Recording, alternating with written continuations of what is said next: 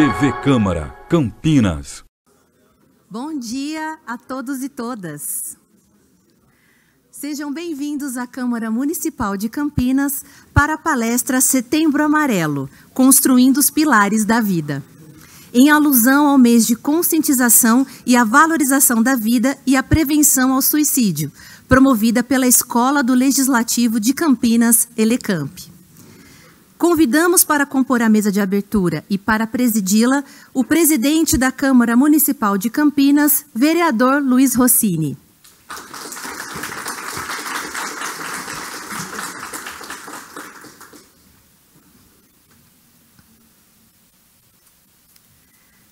Chamamos agora a diretora da Elecamp, Nelly Monteiro Castanheira.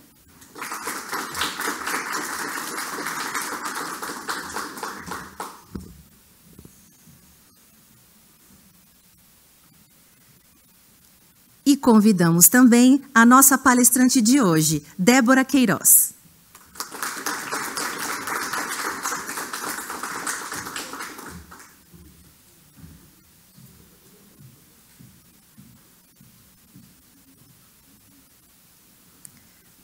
Convidamos os componentes da mesa a tomarem assento.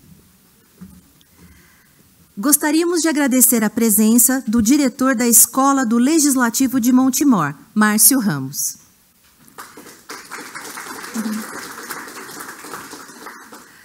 Com a palavra para as boas-vindas, o presidente e vereador Luiz Rossini. Bom dia. Com energia, vamos lá. Bom dia. Vamos começar essa manhã assim cheia de entusiasmo, né? Importante estar aqui.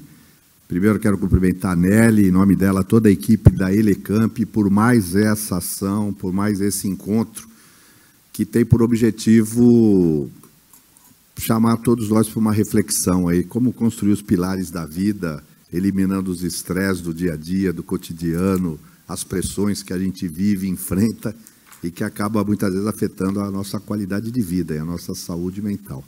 E por isso eu já quero agradecer aqui a nossa palestrante, Débora Queiroz, que vai emprestar um pouco do seu conhecimento, da sua experiência, para tratar de algumas questões que às vezes passam ao largo das nossas preocupações do dia a dia, né? Eu quero cumprimentar não só os servidores da Câmara, de outras, o Marcião, o pessoal de Montemor, Valinhos, acho que está aqui, né? Queria estar vendo essa casa cheia, né? Acho que nem todos, por razões, às vezes, de compromisso, outros não puderam vir, outros até por não terem noção do que é que a gente vai falar aqui hoje, né? Acho que o mês de setembro, dedicado à prevenção ao suicídio, vai para além disso. O suicídio talvez seja o resultado final de um conjunto de como é que eu posso falar? Coisas que vão acontecendo na vida das pessoas e que pode levar a uma atitude extremada, que talvez seja a pior delas, né? Mas antes disso, às vezes a pessoa passa por um processo de sofrimento, né? Que não sabe como lidar, às vezes, com questões que estão fora do nosso controle. A gente vive numa sociedade louca, né? Às vezes, nós que estamos aqui no ambiente político, né? Essa politização extremada, essa coisa maluca que a política, às vezes, traz para a gente, né? A gente está vendo lá o que está acontecendo em Brasília e os reflexos disso. Mas, para além da questão política, a gente percebe que a sociedade está cada dia estressada, as pessoas no trânsito estão impacientes, muitas vezes violentas, agem e respondem de forma agressiva a qualquer coisa, né? Tem muita velocidade com que as coisas acontecem, muitas vezes acaba pressionando muito a nós mesmos, e eu acho que para além de nós, quem tem filhos, né, quem tem família, tem que também ter um cuidado especial, né, com as nossas crianças, né, que também estão sendo submetidas a todas essas coisas aí. Eu nem sei se é bem isso que a gente vai falar aqui hoje, mas eu acho que esse mês é para a gente refletir um pouco disso, cuidar da nossa saúde mental. Aqui a nossa equipe, Débora, tanto da Elecamp, da nossa diretoria de gestão de pessoas, da coordenadoria de saúde, tem desenvolvido várias ações voltadas a criar um ambiente organizacional saudável, né, procurando fazer ações de integração para as pessoas.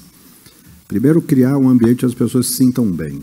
Trabalhar mesmo com as dificuldades e as pressões que o dia a dia apresenta, mas tem que se sentir bem. A gente tem que sair daqui todo final de dia melhor do que a gente chegou, né?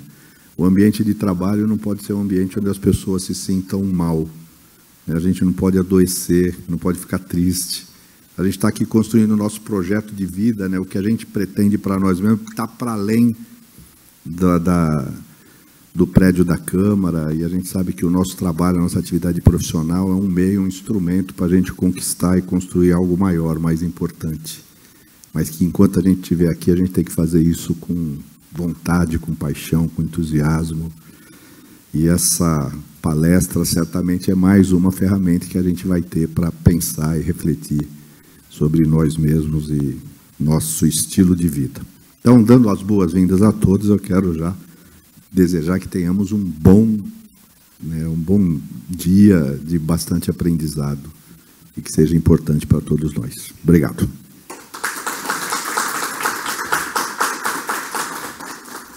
Com a fala, a diretora Nelly Castanheira.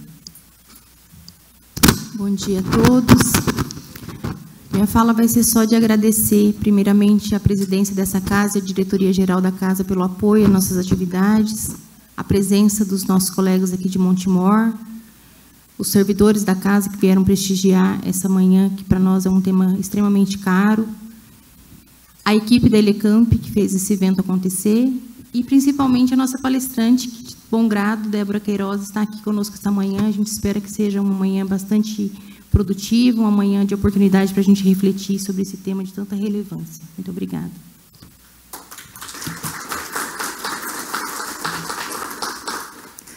Passamos a palavra agora para a Débora Queiroz. Bom, a gente vai ter tempo para conversar, mas eu só quero dizer bom dia, e daqui a pouquinho eu vou conversar pessoalmente com um pouquinho de cada um de vocês.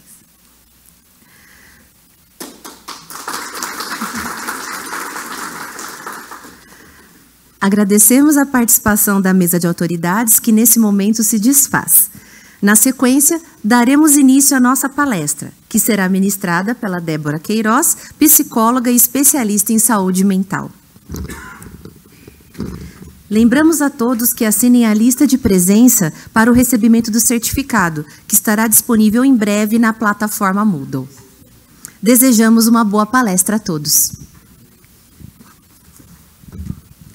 Pessoal que está no fundo, queria convidar vocês, tem lugar aqui na frente, vamos ficar mais juntinho? A gente fica mais pertinho um do outro. Falar sobre Setembro Amarelo é sempre pesado, né, gente?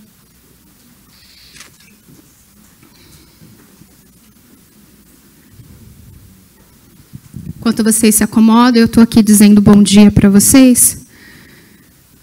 E eu vou comentando aqui, né, falando oi, qualquer coisa.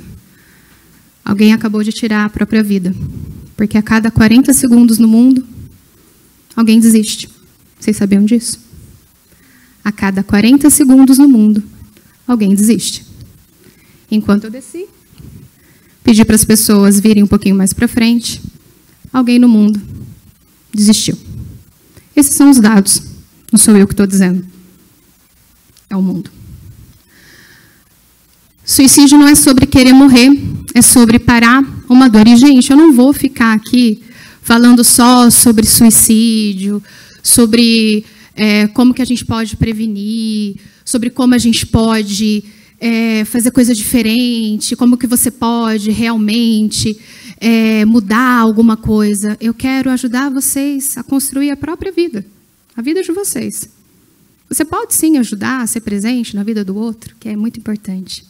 Mas o objetivo dessa palestra é construir a sua própria vida. Né? É isso que a gente previne também. É sobre nós e não é só sobre as outras pessoas. E eu, estando bem, eu consigo ser presente também para a vida do outro. Né? Então, hoje eu vou passar alguns dados importantes sobre o suicídio.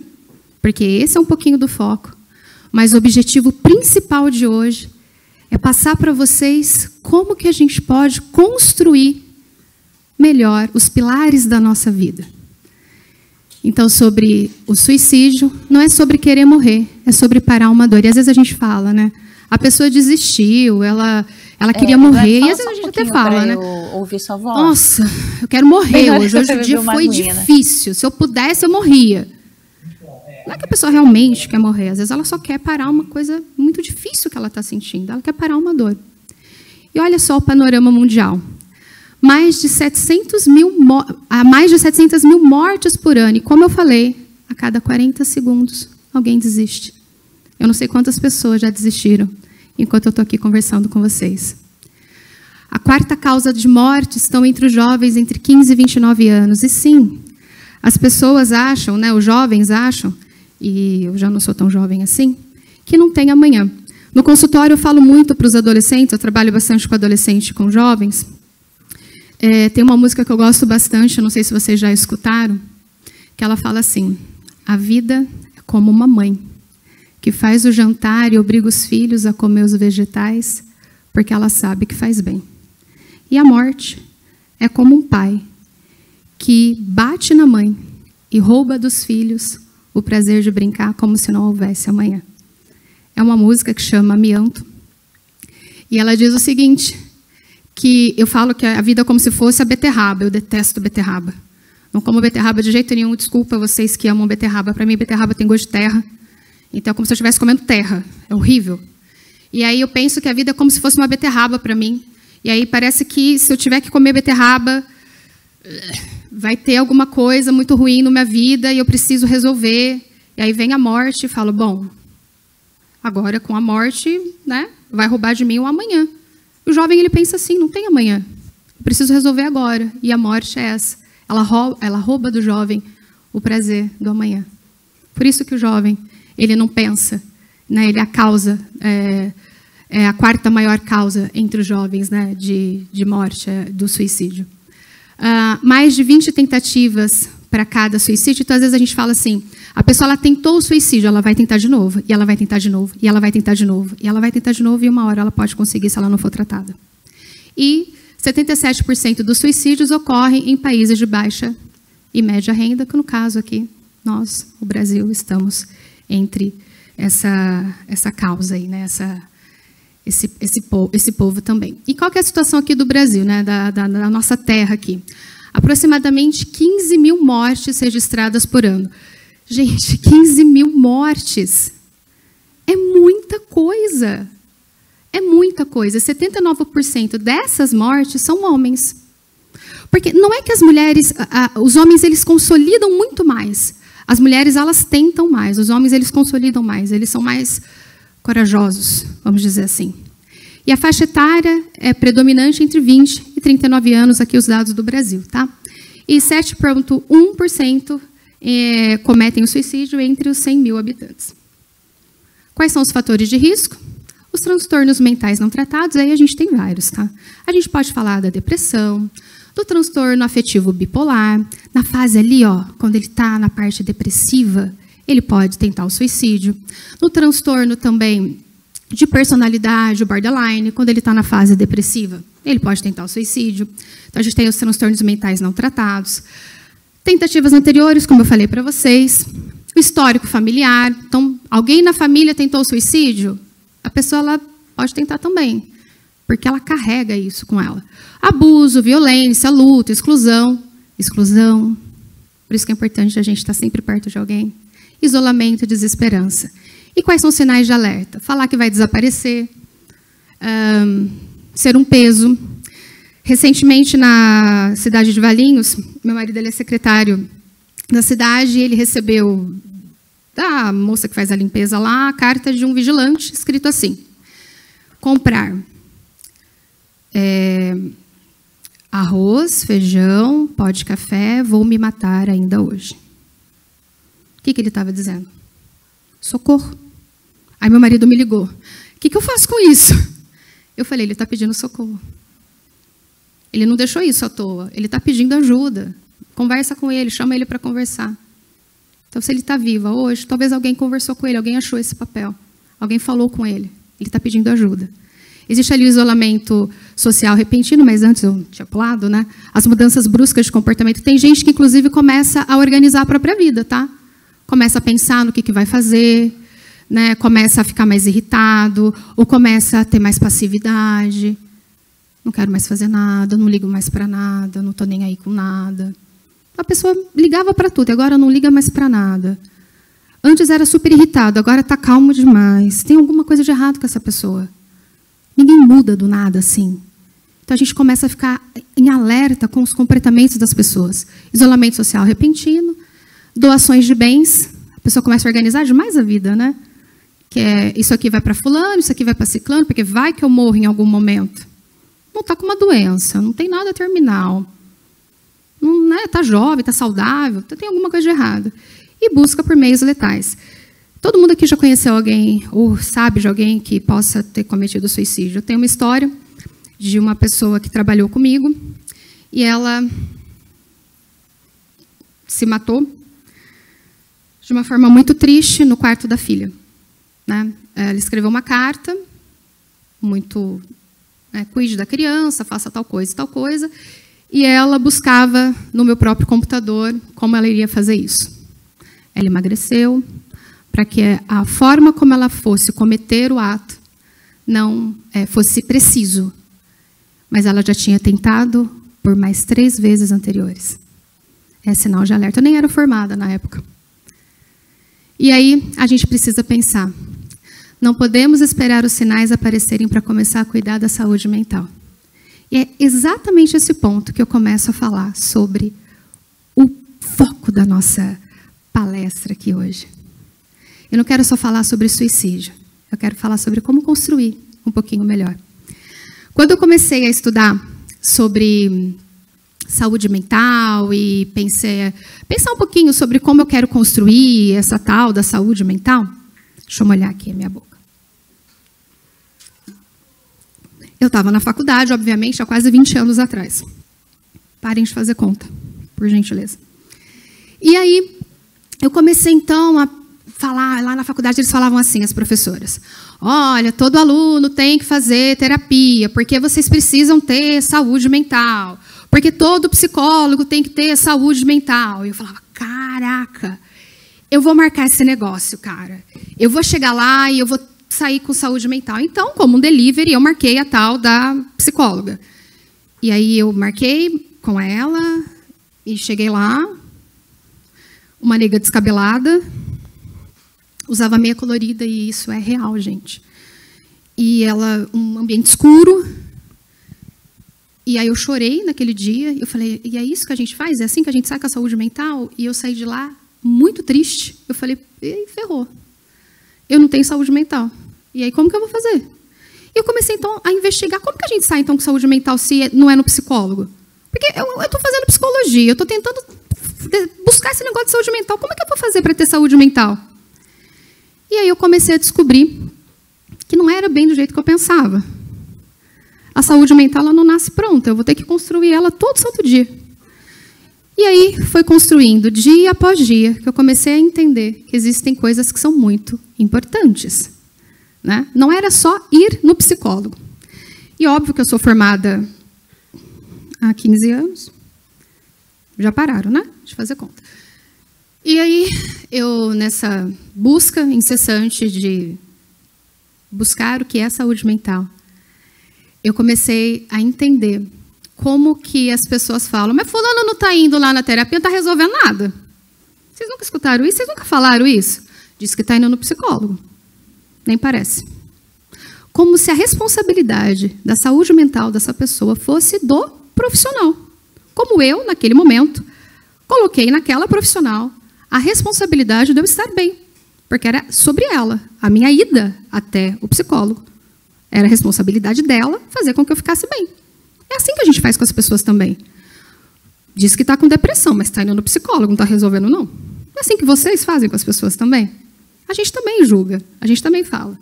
É como se a gente fosse no nutricionista, recebesse a dieta, e a culpa fosse do nutricionista porque eu não emagreci. Mas que coisa, né? Não é assim que faz? Aí eu fui lá, mas não resolveu nada para mim. Então, eu comecei a entender que saúde mental não nasce pronto. E como que são essas coisas? O que eu tenho que construir, então? Eu comecei a entender que eu preciso pensar quais são os tijolos que eu vou começar a colocar na minha saúde mental. E antes disso, eu quero fazer uma pergunta para vocês. Eu vou contar alguns segredos, nós já somos íntimos, eu estou bem pertinho de vocês. Eu vou revelar os meus, mas eu quero saber o de vocês antes. Quem aqui tem dormido bem? Ai, gente, tudo bem, vou fazer outra, vai. Quem aqui ontem se alimentou bem?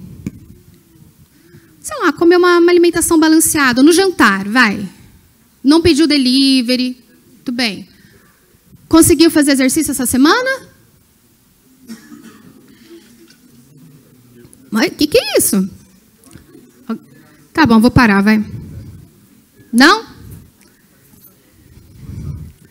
2-1? Tá melhor que muita gente, hein? Porque teve gente que ficou, ó, com a mão no bolso. Tudo bem? Vamos, então, falar de uma coisa importante? Sono. Quantas pessoas chegam no meu consultório dizendo, doutora, eu estou tão ansioso. Doutora, eu tenho TDAH. TDAH. Nossa, tem muito TDAH. Não tem TDAH, amor. Você não tem nem dormido direito. Se você não dorme direito, você não tem como ter atenção no outro dia. Como que você vai ter atenção, como que você vai estar bem disposto se você não dorme bem? Se você não teve uma boa noite de sono? Se você passou a noite brigando com a mulher ou com o esposo? Não tem como. Por quê? Ó, quero conversar com vocês sobre como que funciona o sono.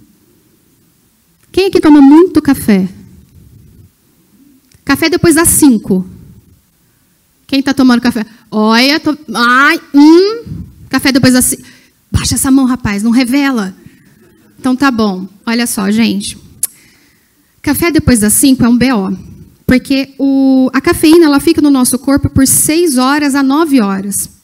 E aí eu vou revelar para vocês o porquê eu queria muito que tivesse esse negocinho que a gente aponta e aparece a luzinha, mas não tem, mas tudo bem, vamos lá. Vocês vão entender porque eu vou voltar nesse slide daqui a pouquinho. Essas aqui são as fases do sono. Vocês conhecem a fase do sono REM e não REM? Alguém já ouviu falar? A fase do sono REM é quando vocês... Já ouviram criança dormindo, que movimenta o olhinho? Fica com um negocinho assim, mexendo o olho? Isso é a fase do sono REM. É quando a criança está sonhando. Vocês sonham?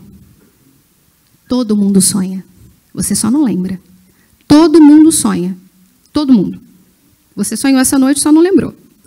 Então, todo mundo sonha. O sono REM é um sono muito importante. Ele é um sono que a gente sonha. Então, olha só. Eu estou acordado, e aí eu vou descendo, e eu entro na fase do sono REM. Vocês já observaram que quando a gente começa a dormir, a gente faz dá uns espasmos, e começa, então, o sono REM. Mas ele não... Não. Já fiz o teste. Ai, que pena, né? Imagina, tentou me ajudar. Mas valeu. Tudo bem. Então, a gente está tentando dormir, aí vai abaixando, entra ali direto no sono REM. Então, aquele movimento ali rápido dos olhos.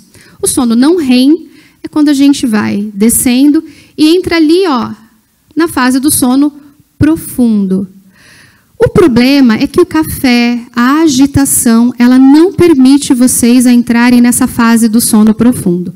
O sono profundo ele acontece até as 2 horas do seu sono, da hora que você começa a dormir. E eu vou mostrar para vocês no próximo slide. Então, o sono profundo é o sono mais importante que a gente tem. Quem aqui acorda com aquela sensação de que não dormiu direito, mesmo tendo dormido uma noite inteira? É porque não entrou no sono profundo. Acorda cansado, tipo, nossa, parece que não dormi nada essa noite. Mas dormiu. Mas ficou no sono REM. Só naquela sonhação, aquela coisa, entendeu? Não descansa. Então, durante a noite, a gente fica ali alternando.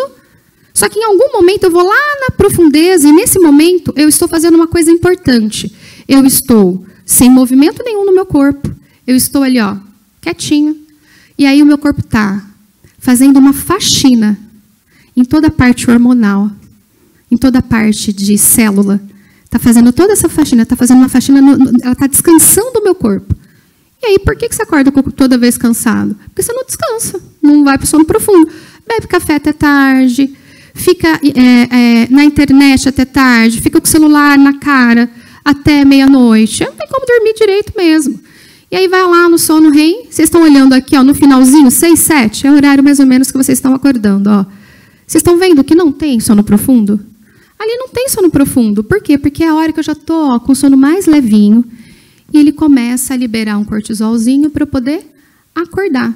E aí, o que acontece no sono REM? O sono REM ele é muito importante porque ele vai começar a consolidar as memórias do meu dia.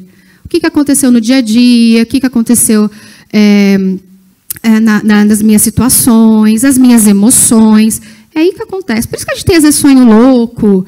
Eu sonhei que eu estava voando, e aí, quando eu acordei, eu estava de pé.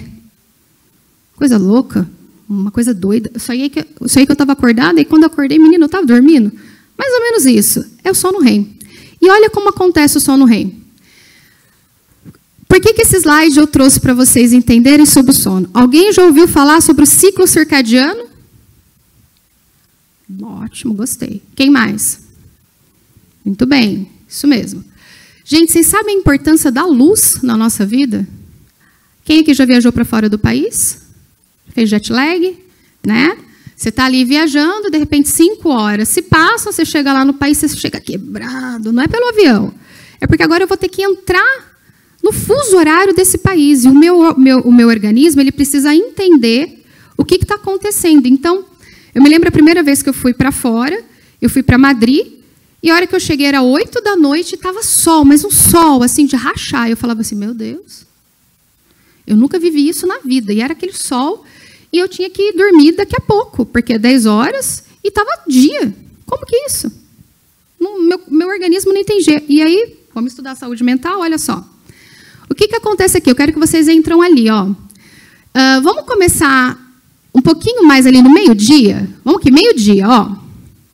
Meio-dia aqui. Ó. Meio-dia a gente está na nossa maior concentração ali. Ó.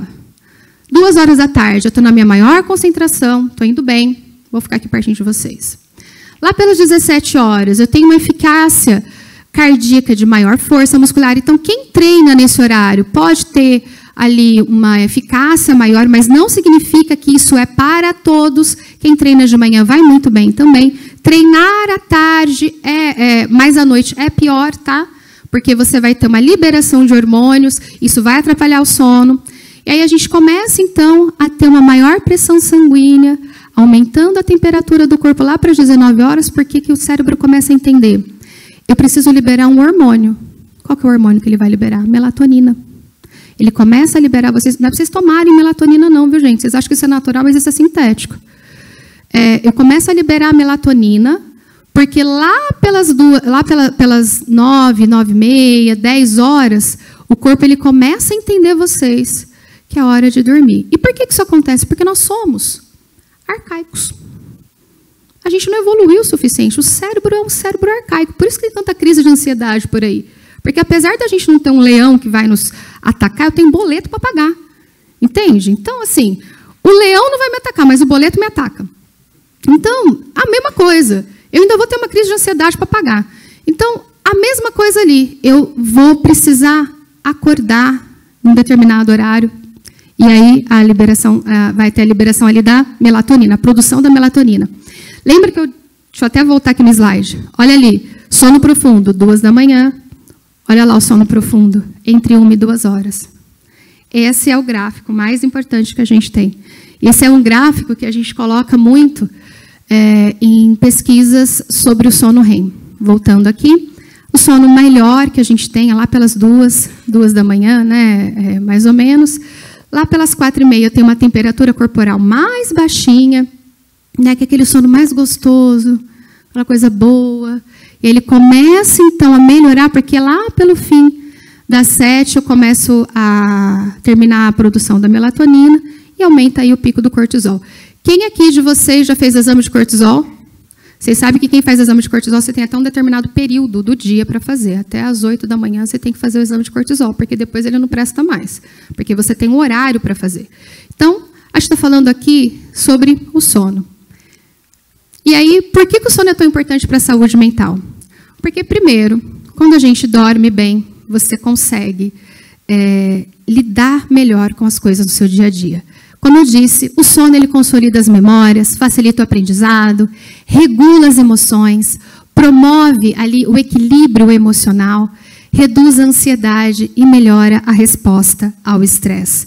Quando a gente está falando, então, de produzir uma vida melhor, uma vida mais valorosa, a gente está falando de uma base. Sono, uma coisa básica, né? Quem aqui tem dormido bem? E aí, quando eu olhei para vocês, foi um ou outro que conseguiu levantar a mão. Então, a gente está falando de uma coisa muito básica. Dormir bem. E a gente vê, então, as pessoas, quando chega em casa, coloca aquela luz branca, né? Tudo em alerta, o cérebro não entende o que está acontecendo. Fala, mas o que eu estou liberando? Eu libero ou não libero melatonina? É dia ou não é dia? O que eu faço com essa pessoa? Então, a gente entra, então, agora na alimentação balanceada, que é um tijolo aí que nutre a nossa mente. O que é alimentação balanceada? Ô, gente, esse negócio aí dessas dietas malucas que as pessoas fazem, complicado, hein?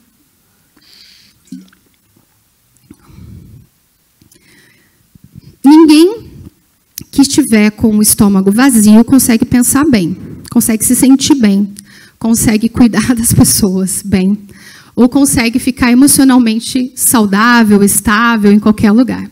Então, consegue? Você acha que você consegue? Imagina, não é por isso não. Quando a gente fala de alimentação balanceada, as pessoas começam a achar que a alimentação balanceada é você ter de tudo na tua mesa. É sim, mas às vezes a gente acha que é cortar carboidrato, é tirar a lactose, a não ser que você seja alérgico, não comer nenhum docinho. A alimentação balanceada a gente come de tudo, inclusive o docinho. Isso faz parte de uma alimentação saudável. Isso faz parte do equilíbrio da vida, né? Então, quando a gente come bem, a gente se alimenta bem, a gente está bem com as coisas, isso faz parte também de uma saúde mental melhor. E aí, como que a gente começa a entender um pouquinho o que está conectado com a alimentação? Quando a gente pensa no eixo intestino-cérebro, a gente começa a entender que aqui dentro do nosso intestino, a gente tem algo chamado serotonina. E aí entra esse incrível eixo intestino-cérebro. Aqui no intestino a gente tem também ansiedade, irritabilidade, baixa energia, procrastinação e oscilação de humor. Vocês nunca ouviram aquele termo enfesado? Ai, fulano tá enfesado hoje, gente, credo. Nossa. O termo enfesado vem justamente de uma pessoa que não fez cocô. Uma pessoa que não foi ao banheiro, que ela está com prisão de ventre. Ela está enfesada. Então, gente, às vezes vocês não têm noção de como é uma pessoa que ela precisa ir ao banheiro, ela está enfesada. Então, olha só, que você não está comendo bem, só come porcaria, não dorme direito e quer ter uma vida saudável. Não tem como, amor, não tem como, né? E aí você acha que a culpa é do psicólogo. E a culpa é do seu cardiologista, que não está funcionando direito para você. Ou do seu psiquiatra, que aquela medicação não funciona. Você não está fazendo o básico da sua vida. 90% da serotonina é produzida no intestino. Então, se é produzida no intestino, aquilo que você come, ela vai se alimentar também. E aí, se você não está comendo coisas legais, né, básico da vida, o que ela está produzindo aí para você? E os alimentos ultraprocessados? Quanto mais a gente puder comer menos aquilo, melhor, né? Quanto mais você puder descascar, ao invés de abrir embalagens, vai fazer melhor para você, né? Isso ajuda a gente a entender que tudo aquilo que eu consumo vai afetar também a forma como eu reajo a essas coisas. E como é que eu posso ter uma alimentação balanceada na correria do dia a dia? Esse é o meu maior desafio, porque a minha vida é extremamente corrida. Hoje eu estou aqui, aí eu vou almoçar rapidinho, começo a atender no consultório e vou parar às 10 da noite. E como que eu posso ter uma alimentação balanceada com uma vida tão corrida? Se vira, nega. Se organiza. Leva uma fruta, se coloca coisa na bolsa, tem o iogurte na minha geladeira, tenha praticidade na sua vida. Senão, você não vai correr. E isso é o meu desafio em relação à minha saúde mental. Porque eu não sou a pessoa que come, eu sou a pessoa que fica sem comer, e aí depois que eu fico sem comer, eu vou lá e como um docinho. Aí eu já estou saciada. Ai, já comi um docinho. E aí eu engordo porque eu comi o doce, não porque o doce, né, em si. Mas eu começo a engordar porque eu estou muito tempo sem comer. E aí eu comi um doce lá de sei lá quantas calorias, que não me fez bem, que não me ajuda em nada, que não tem nutriente algum, e eu acho que eu estou comendo pouco, mas não, você está comendo uma coisa que não te faz bem. Por quê, né? Você não está pensando na praticidade, na rotina, no dia a dia. Então, quando eu aprendi isso, eu passei a entender que isso ajudaria na minha saúde mental. Se eu quero trabalhar com saúde mental, eu preciso cuidar da minha própria saúde mental. Então, olha só, a minha praticidade é, eu levo sempre frutas cortadas, castanha, não tantas castanhas, tal, mas um pouquinho. Eu tenho marmita, eu levo marmita, gente. Tem vergonha, não. Tem que levar marmita. Tem que ter alguma coisa, vocês têm que pensar na praticidade de vocês. E aqui, vocês já me viram várias vezes, é beber minha garrafinha de água. Tem gente que quer funcionar bem, mas não consegue beber um copo de água no dia.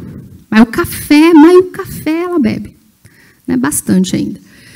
E esses hábitos, eles fazem diferença. Olha só, evitar jejum prolongado sem necessidade. Isso é o que eu mais faço. Quando eu vejo, eu estou o dia inteiro sem comer. E aí eu estou dizendo isso. Lembra, eu falei para vocês, eu ia contar os meus segredos para vocês, porque nós somos íntimos, nós somos amigos agora. Eu estou contando para vocês, porque vocês estão me contando também os segredos de vocês. Então, eu estou aqui contando para vocês que isso não me ajuda e nunca me ajudou. E foi aprendendo sobre alimentação que eu comecei a entender o que eu poderia mudar na minha vida. E eu comecei, então, a entender que ficar sem comer não me ajudava. Então, às vezes, eu comecei a comer, mesmo sem querer, ou tendo alimento ali na minha frente para facilitar. E isso me ajudou a comer de uma forma mais presente e também de uma forma mais calma, sem tanta correria, sem tanta necessidade de estar presente para tudo, fazer tudo ao mesmo tempo. Isso vai ajudar. E na correria do dia a dia, a gente é mãe, esposa, dona de casa, servidora pública, a gente tem tanta coisa para fazer, roupa para colocar no varal, e os caras ainda têm um monte de coisa para fazer também, e ajuda a esposa, e busca filho na escola, e um monte de coisa. E aí, como que você consegue ter energia para fazer tudo? Se organiza, leva alguma coisa para comer. Né? Isso vai fazer diferença na sua saúde mental. A alimentação balanceada, junto com o sono, gente, a gente tem um combo interessante. E aí a gente volta ali, ó, para mais um tijolinho. É o tijolo da energia, da regulação emocional. Exercício físico. E aí eu peguei numa ferida, né? Quem aqui gosta de musculação? Alguém gosta? Você está fora, tá? Você não vem mais. Brincadeira, parabéns. Quem não gosta? Quem está comigo? Quem é do meu time? Me acompanha. Mentira, gente. Na verdade, na vida adulta, a gente não faz o que a gente gosta. A gente faz o que a gente precisa. Provavelmente você aprendeu a gostar, porque você viu benefícios nisso para a sua vida, para a sua saúde. A gente, na vida adulta, não faz o que a gente gosta. Uma grande mentira que a minha mãe contou para mim é que ela dizia assim, quando você for adulta, você faz o que você quiser. Deus a tenha, porque minha mãe já partiu. Se ela estivesse aqui, ela ia escutar de mim, viu? Porque ela mentiu para mim. Porque eu achei que quando eu fosse grande, e eu cresci, eu faria o que eu quisesse. E aí eu descubro que nem quando eu sou grande, eu faço o que eu quero. Porque eu tenho que fazer exercício. E eu não gosto de fazer exercício. Então, eu tento, às vezes, intercalar entre uma coisa que eu gosto, que é jogar beach tênis, com fazer musculação, que é uma coisa que eu não gosto. Mas, como eu disse, vocês são adultos, não são? Nem quando a gente é criança, a gente faz o que a gente quer, porque a gente tem a nossa mãe mandando na gente. Na vida adulta, a gente também não faz o que a gente quer. Então, a gente também tem que fazer exercício. Exercício é regulador. É importantíssimo. Mas eu quero cuidar da minha saúde mental, eu quero estar bem, preciso ir no psicólogo. Está dormindo bem? Está se alimentando melhor? Está fazendo exercício físico? Não está fazendo nem o básico. Depois você vai no psicólogo. Isso é depois. Faz o básico primeiro. E olha só por que é importante. Porque a gente tem alguns benefícios que o exercício traz para a nossa saúde mental e é muito bom. Primeiro, prevenir demência. Eu fiz mestrado na Unicamp e uma das coisas que eu estudei foi demência. E olha que coisa importante. Na Unicamp, a gente estudava justamente esse ponto entre os pacientes que estavam demenciando por Alzheimer e os pacientes que estavam também demenciando, mas faziam exercício físico. E a gente, então, descobriu que os pacientes que estavam demenciando e faziam exercício físico paralisavam a demência. Olha que coisa maravilhosa. Como que isso pode acontecer? Então, os pacientes que estavam em exercício, né, fazendo ali toda a parte de se exercitando e, que é um outro ponto que eu conto para vocês depois, em comunidade, com pessoas, eles paravam a demência. Olha que coisa maravilhosa. Aí a gente acha que fazer exercício é só para ficar com a bunda dura. Não é, amor. Não é. Olha lá. Prevenir demência, olha que coisa maravilhosa. Né? A gente fica bem. A gente fica, ó, com o cérebro melhor. Melhora o desempenho mental. Aumenta a confiança. Tudo bem, a bunda dura, cara mais forte, isso melhora, sim. Melhora o sono. É tudo um ciclo.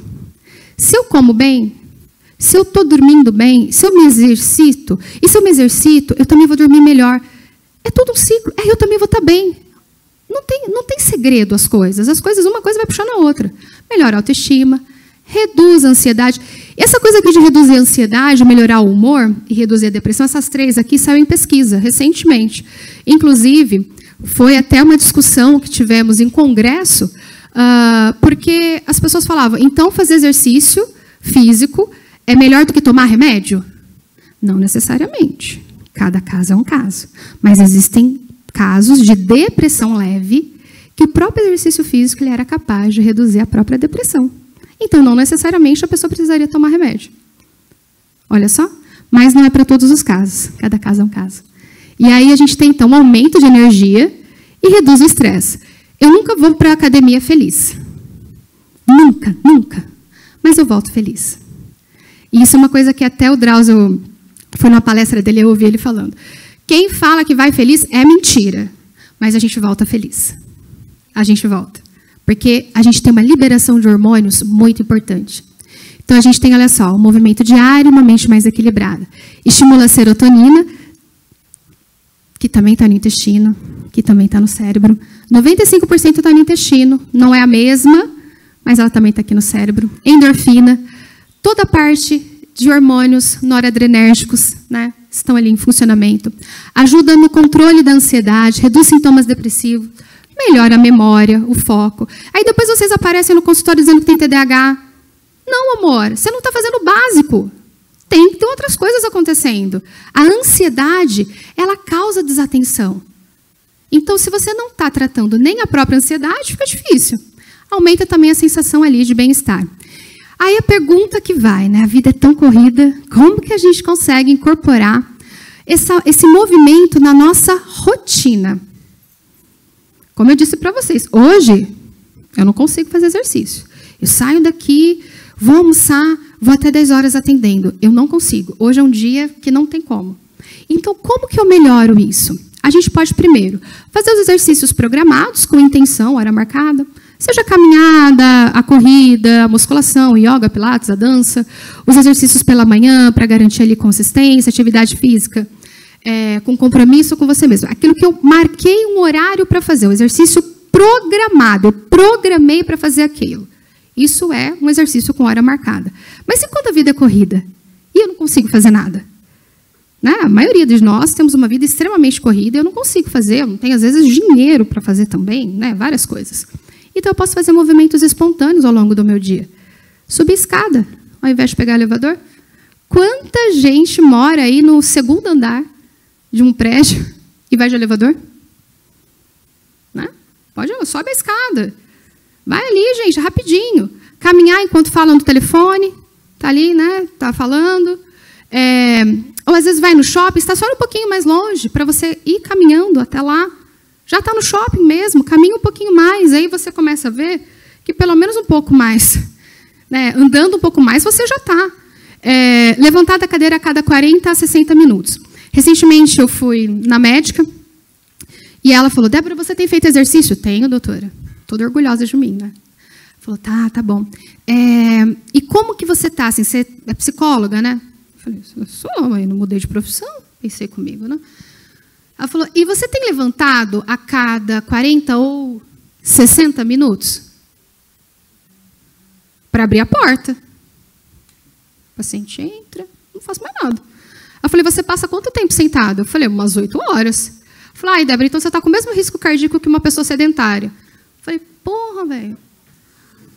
Não, olha, o ser humano, Deus não tem sido justo. Porque eu estou fazendo exercício, doutora. Ela falou, não adianta. Então, a cada 40 ou 60 minutos, você tem que levantar, dar uma volta, faz um exercício. Eu falei, é por isso que o relógio fica apitando? Ela falou, é. Fiquei com raiva dela, queria não voltar, a culpa é dela, não é minha. E aí eu entendi. A pesquisa recente que saiu, inclusive eu estava no congresso de obesidade e metabolismo, e a maior pesquisa que saiu foi que a gente não pode mais ficar sentada depois que a gente faz exercício. A gente tem que se movimentar ao longo do dia. Pois é, gente, a gente não tem paz mesmo. Então a gente tem que, além disso, fazer alongamentos entre as tarefas. Vai lá falar com a sua amiga da outra mesa. Não grita não, colega, vai andando. Ajuda, faz o que a minha médica falou. Trocar o carro por uma ida a pé quando possível. Então, a gente sempre subir um lance de escada, voltar, e ela falou que esse era o exercício que as meninas faziam ali no consultório dela. Eu achei um pouco exagerado, mas essa é a vida. A gente, às vezes, precisa fazer algumas coisas que são importantes. Como eu disse, mãe, nem na vida adulta a gente faz o que a gente quer. Pois é. E aí, quando eu acho que eu estou chegando lá, também tentando construir a minha saúde mental, a médica diz, não, não, não. Você está muito tempo sentada, levanta, faz um exercício, se alonga, olha, até estralou aqui, e faz alguma coisa aí, porque ficar muito tempo sentada não te ajuda. Tudo bem, vamos embora. E aí a gente vem aqui para a vida social. Ah, vida social. Tem gente que adora, né? Mas tem gente que detesta. A vida social é o tijolo da conexão e da segurança emocional. E por que que a vida social está aqui, gente? Vocês acharam o quê? Que foi só o Covid que matou? Não, amores. O isolamento também matou muita gente. Ficar sozinho mata. E aí a gente volta a falar um pouquinho do suicídio. A gente volta a falar da importância de ter vínculos sociais. Da importância da gente ter alguém com quem contar. Você tem alguém com quem contar? Alguém tem você para contar? Isso é tão importante. Lembra que eu falei que naquela pesquisa lá da Unicamp, uma das coisas mais importantes também era o senso de comunidade? Não é só você fazer uma palavrinha cruzada que estimula o teu cérebro, isso é o de menos. É o quanto você se exercita, se alimenta bem, tem uma boa noite de sono e também uma vida social. Então não adianta nada você aprender a dormir bem, se alimentar melhor, se exercitar, se no final do dia você não tem ninguém para quem contar. Você não conversa com ninguém. Você não tem amigos, você não tem pessoas. Não consegue compartilhar nada com ninguém. E eu não estou falando de rede social. Eu estou falando de contato. Igual estou tendo contato com você aqui. Né? Entre nós. Hoje perguntaram, você quer estar lá em cima ou aqui? Eu quero estar perto de vocês. Isso é vínculo. É o dia a dia. Eu falo que a coisa mais importante da terapia não é o currículo desse terapeuta. É o quanto de vínculo você tem com essa pessoa. É isso que te ajuda a caminhar. E aí a gente pensa que cuidar da mente também é saber que não fomos feitos para viver isolados. Por isso que tanta gente adoeceu na pandemia. Porque nós estávamos em isolamento. Uns mais, outros menos, mas isso não vem ao caso. O cérebro humano, ele é social por natureza. Tanto que a gente sempre tem um senso de comunidade. A gente está tentando viver em comunidade. Olha onde nós estamos, numa Câmara. Um senso de legislativo. A gente tem isso. A gente quer viver em comunidade. A gente tenta se organizar em comunidade. Então, esse é o encontro. A gente precisa estar com os demais. E o que é a vida social na perspectiva da saúde mental? É a rede de conexão entre... É a rede de conexão que nutre o senso de pertencimento, fortalece a autoestima e oferece suporte emocional nos desafios da vida.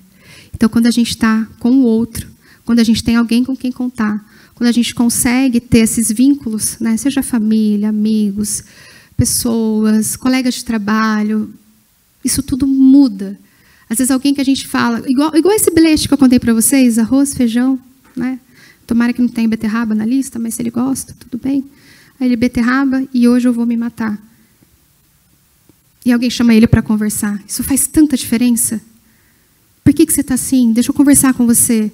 O que aconteceu no seu dia? Me conta. Às vezes não que você tenha extremo interesse na vida do outro, mas estar presente, ser presente, isso faz diferença. E não só ser presente na vida do outro, mas quem é presente na sua vida. Se a gente pudesse fechar o olho e pensar, com quem eu posso contar hoje? Quem eu posso mandar uma mensagem hoje dizendo que saudade de você? Será que a gente tem essas pessoas? E por que isso importa tanto para a saúde mental? Primeiro, porque a solidão adoece, a conexão protege, e cuidar da vida social é cuidar da saúde mental. Então, a qualidade das nossas relações influencia diretamente como nos sentimos, pensamos e lidamos com os desafios do dia a dia. A ausência de vínculos pode gerar, sim, uma tristeza profunda, uma sensação de vazio, de ansiedade e até quadros de depressão. Muitas vezes, quando eu estou lidando com pacientes com quadro de ansiedade social, o meu maior desafio é fazer com que essas pessoas se conectem com as outras pessoas. Porque, primeiro, elas pensam que elas não são adequadas.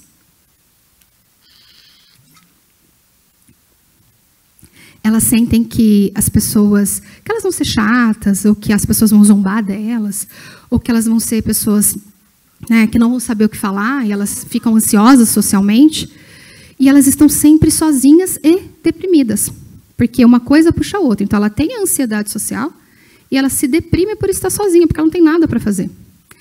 E há muitos anos eu tenho trabalhado com um paciente, que primeiro ele não conseguia nem sequer pedir um Uber, porque ele não tinha esse vínculo com pessoas. Então, nós fizemos o trabalho, eu cheguei a entrar no Uber com ele, então nós vamos até uma cafeteria, e aí cheguei, sentei no Uber, eu vou pedir o Uber na ida, e você vai fazer o que eu fizer na volta, para você ter um repertório, você tem que aprender.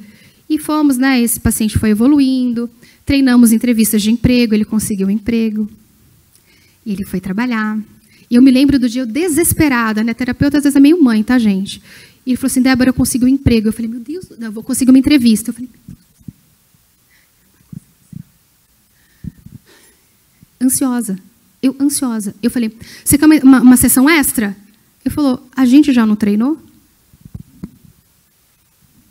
Pois é, gente. Às vezes a gente dá uma dessa, tá? Eu falei, claro que a gente treinou. E aí ele foi na entrevista, que orgulho. E ele fez a entrevista, ele passou na entrevista, ele conseguiu o emprego.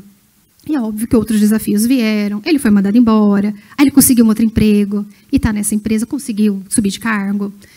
E sempre com esses desafios, né? Porque até nesse momento a gente descobriu que ele era autista, né? Ele tinha um grau de suporte baixo, mas enfim.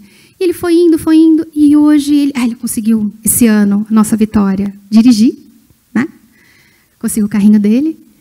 E aí ele conseguiu um grande amigo. Falei para ele, já está de autoterapeuta, não precisa mais de mim, mas não. Ele fala, não, eu ainda vou continuar aqui. Mas ele tem um amigo, e eles vão para a academia, eles preparam comida. E tudo que eu brinco com ele sobre sono, aquilo que é importante, ele leva para o amigo. Ele fala, olha, tem que dormir melhor. Tudo que ele nunca fazia, tá, gente? Tudo que não adiantava nada. Mas com um amigo, tudo muda. Ele vai na praça com o amigo comer pizza. Come a pizza, abre a pizza lá e come. Que coisa maravilhosa. E eu fico lá, bobo, olhando, falando, cara, como é bom ter um amigo. Como é bom a gente ter alguém com quem contar. Não importa. Quando a gente tem alguém que a gente pode ligar, falar, ei, não estou legal hoje. Isso não tem preço. Esse é o maior desafio. Eu estou com ele há 6 anos. Conseguimos um amigo. Essa é a fobia social. A falta de convivência e apoio emocional pode afetar o sono, a autoestima e a forma como enfrentamos o estresse. Voltamos um pouquinho desse paciente. Por muitas vezes, segurei a vida dele na mão. Porque uma pessoa que ela não tem ninguém, e só tem às vezes o terapeuta ou a mãe, ela vai fazer falta para quem? Quem vai sentir falta dela? E eu sou sua terapeuta. E aí só tem a mãe. E às vezes ele pensava, bom, não posso fazer isso com a minha mãe. Eu falo, não pode fazer isso comigo também, não. Eu tô aqui, viu? E ele pensava, mas você é minha terapeuta. Tipo, você se vira, né, filha? E eu falava, meu Deus, me ajude sempre a segurar a vida dele. E aí aparece um amigo. Eu falo, que legal, porque eu não preciso ficar segurando a vida dele, porque ele consegue agora dividir a vida com outras pessoas. Alguém vai sentir a falta dele que não seja eu. Então, a gente precisa ter pessoas, convívio social. Eu espero que vocês aqui, nesse dia, nessa manhã, tenham convívio com pessoas. Ou, se tem alguém perto de vocês, que vocês sentem que é mais isolado, traga essa pessoa pertinho de vocês. As relações saudáveis são um fator de proteção emocional. Elas oferecem acolhimento, validam nossas emoções e reforçam o sentimento de pertencimento. E validar nossas emoções, gente, não é isso, não. Viu, deixa eu te contar uma coisa, eu estou passando uma situação tão difícil hoje, mas você não sabe o que eu estou passando, menino. Eu estou contando para você o que eu estou passando. E aí você quer dizer que o seu problema é maior que o meu? Me escuta primeiro. Escuta o colega primeiro, gente. Deixa ele falar um pouquinho. Depois você fala de você. Seja um pouquinho, né? Tenha empatia. Né? Às vezes aqui no próprio trabalho, às vezes a gente fala, tem sempre alguém, né? Que o problema dessa pessoa ou é Dolores, né? A Maria das Dores. Ou é a pessoa que ela sempre tem um problema maior que o outro. Então, escuta, mas depois você pode falar do seu. Mas escuta, tenha empatia pelo outro. E como que a gente pode desenvolver uma vida social mais saudável? A gente pode falar com as pequenas ações e as grandes conexões. Primeiro, a gente pode enviar uma mensagem sincera para alguém especial. Esse negócio de a vida é corrida, né? Eu sei. A gente se vê um dia, vamos marcar? Gente, já marca. Fala aí sua agenda. Que dia que você pode? Eu posso no sábado, você pode também? Não é um dia. Já fala o horário. Combina um café. O café não né? Até 2 da tarde, tá bom, gente? Lembra que eu falei, tá? Mais do que isso, o sono. Por favor, vamos aprender. Então, combina um café, uma caminhada. Gente, caminhar ao ar livre faz tão bem para o cérebro. Se vocês soubessem o que as pesquisas dizem sobre isso, não sou eu, são as pesquisas, é a ciência falando. Um bate-papo com quem te faz bem. Você já teve essa coisa assim, que você está mal naquele dia, você conversar com uma pessoa e sair de lá? É bom, a gente conversou. Mas o que você falaram? Nada demais, foi só gostoso. Foi bom, é isso. A gente faz uma troca. Né? Às vezes participar de um grupo de interesse, livro, música, esporte, voluntariado. Eu falo muito isso, que até contei isso ontem na terapia.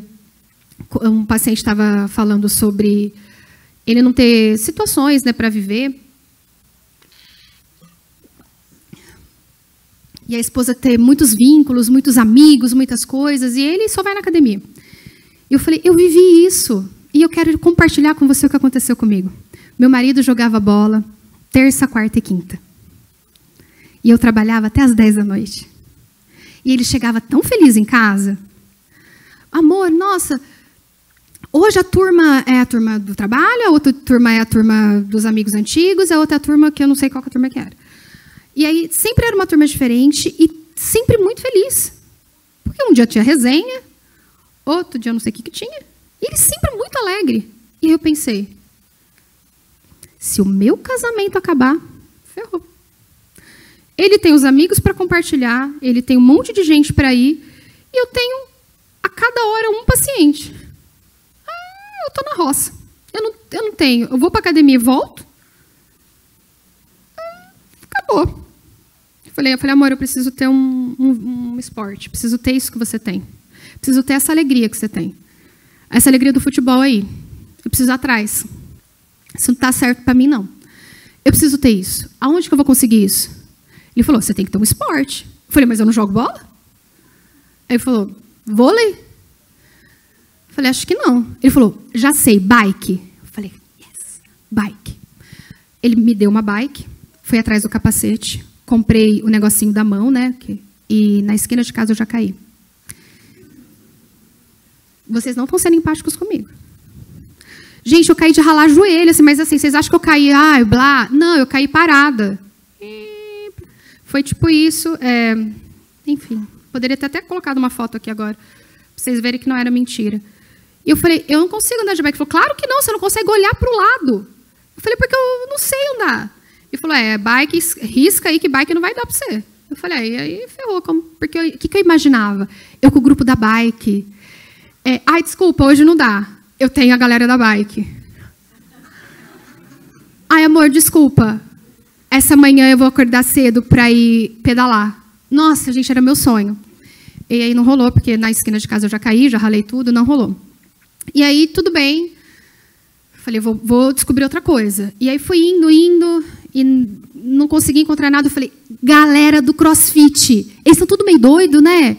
Corre na rua, faz umas coisas meio maluca, mas eles têm um senso de comunidade. Eu vou ser essa pessoa. Morri no primeiro treino. Eu falei, isso não é para mim, não. Eu falei, eu não tenho nem fôlego para isso. Eu falei, não consigo. Eu falei, as pernas tremiam. Eu falei, nossa, eu não gostei. Aí ele falou, mas você não gostou disso. Bike você não anda, futebol você não joga, começou a ficar difícil. Eu falei, eu vou nesse negócio, esse tal de beach tênis. Gente, foi legal. Consegui acertar a bolinha, deu certo. 3 meses eu jogando beach, ele quebra o pé. Não fui eu, juro para vocês, Deus o tenha, né? Quebrou, não conseguia mais jogar. Agora quem tinha esporte era eu. Não foi maldade, tá? E aí eu tinha um esporte, eu tinha um senso de comunidade. Eu tinha amigos.